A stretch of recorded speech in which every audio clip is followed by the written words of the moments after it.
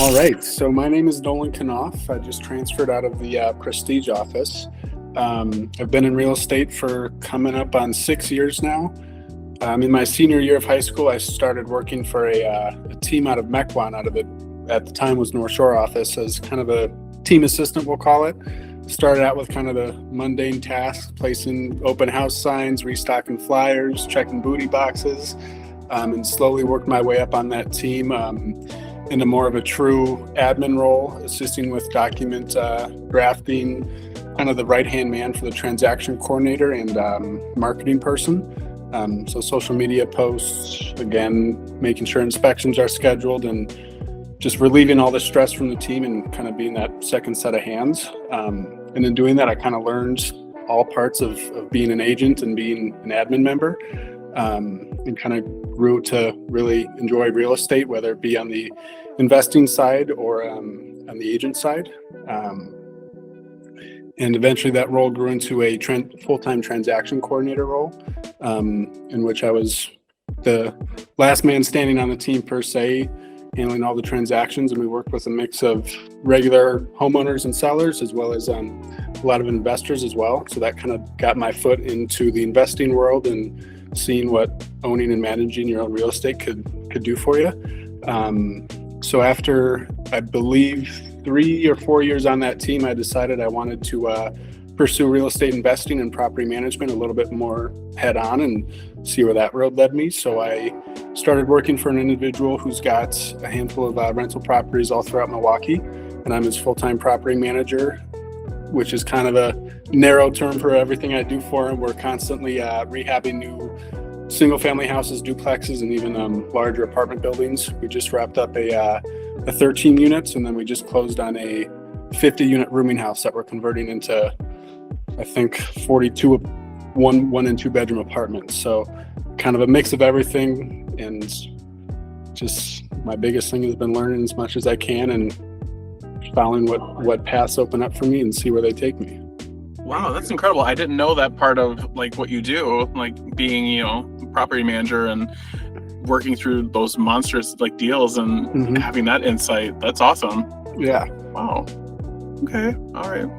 So I'm going to put 5 minutes on the clock. Are you ready for these questions? I guess we'll find out. All right. So what has it been like for you in your real estate career since starting at such an early age? It's been eye-opening for sure. Definitely not what I thought it was going to be as a naive 17, 18-year-old at the time. Everybody kind of says you choose your own schedule, you get to take it easy, kind of just go on showings, relax, go to open houses. And I think everybody can agree that you quickly learn that that's not the case. You do set your own schedule, but if it's not busy and hectic, there's really not any money to be made. So I've kind of found that original goal of, it'd be nice kind of set my own schedule, having an easy day, actually doesn't really do it for me. I've tried that and it gets boring, your brain goes crazy. So I've found that loading my schedule up almost to a point where it's too full is kind of where I thrive best. So that was the biggest learning step. And then again, my biggest thing has been seeing where I can learn. So at the start, it was kind of having my feet in a little bit of each part of the transaction coordinator, marketing, a little bit of showing assistance. And then once I felt like I had that kind of on lockdown, I felt like I was ready for some growth, some change, and find something else to master. And that's what kind of led me into property management, investing, and learning that aspect of things. So the biggest thing has been learning every little piece of the real estate world as I can. Well, I know that you are a pretty busy guy, and I've seen interns around. So I'm curious, what's it been like working with interns? That's been definitely a commitment, I would say. It's a lot of pressure to know that you've got to have something for them to do every time they come in. Otherwise, you're kind of wasting their time, wasting your own time, and also the pressure to not only give them something to do to keep them busy, but also make sure they're learning something and gaining something from it as well, versus just, hey, enter this into a spreadsheet and don't ask any questions. That's not really going to ignite any passion on their end. So finding that mix of making sure they're being useful and helpful, but also giving them the information and knowledge to decide if they want to pursue a career in real estate. It's fabulous. So switching gears a little bit, describe for us, what's a perfect day for you? Oh, perfect day for me.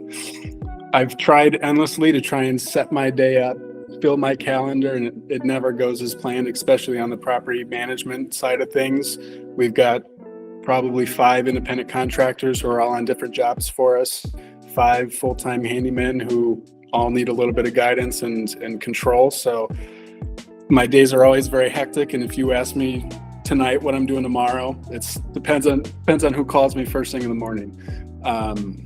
But the ideal day would definitely be getting up early, enjoying my coffee, and then hitting all the projects that we have going on throughout the day, checking in, making sure material is there for everybody, making sure everybody's staying on timeline, talking to current tenants about delinquent rents or any maintenance issues they have going on, getting those taken care of quickly, because the least favorite part of my job is when a tenant is upset with us because something's taking long to get done. So it's always nice when things are smooth and well-oiled where everybody kind of stays happy. Usually wrap my days up around 7 or 8, end it with a workout, and then go home for dinner, go to bed, and wake up and do it again. Nice. You do really love to thrive in busyness. Yeah. So if you weren't doing real estate or the property management, what would you be doing? I asked myself that question a lot, and I haven't been able to pin that one down.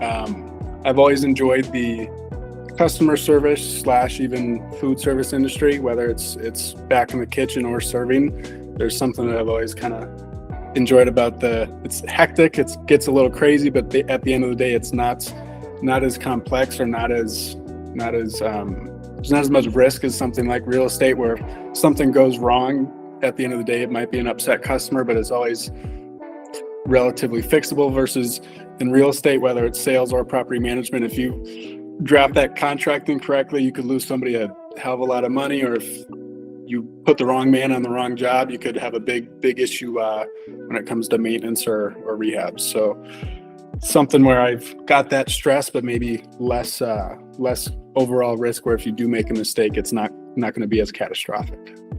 Oh, good. So final question, you've already made it. What advice do you have for other young people who are considering getting a career or beginning a career in real estate?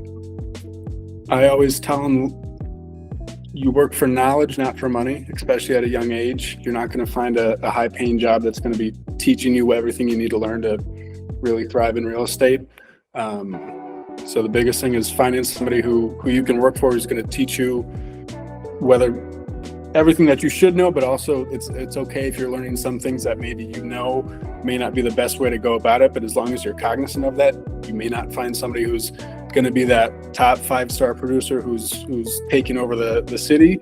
But as long as you're learning, I think that's most important. If you have to take a bit of a pay cut in the short term to get that knowledge and experience under your belt, I think that's more than worth it. One of my favorite quotes is, find somebody who's done what you want to do what they did, get what they got.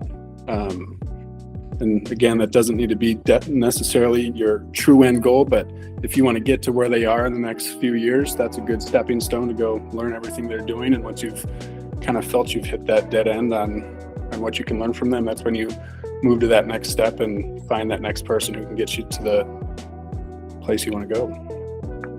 Amen. That was an excellent quote. Love that. All right, sir, you have made it through 5 and 5. How do you feel? I feel a lot better now, Willis. You had me stressed a little. You were stressed? You were nervous? A little bit. I don't do much public speaking. Like you mentioned before, I'm a bit of a mystery. I don't post on social media, so I like to keep to myself. So you kind of got me out of my comfort zone. So thank you. Good. You're welcome. I'm here anytime you want to get out of your comfort zone. I can put you on the spot anytime. You keep me on my toes, please. All right. Well, I'll let you have your day back because I know how busy you are now officially. So, thank you so much for participating in 5 and 5. And we look forward to seeing you, and welcome officially, like super big welcome to North Shore. Yeah, it's been great so far. Whitefish Bay.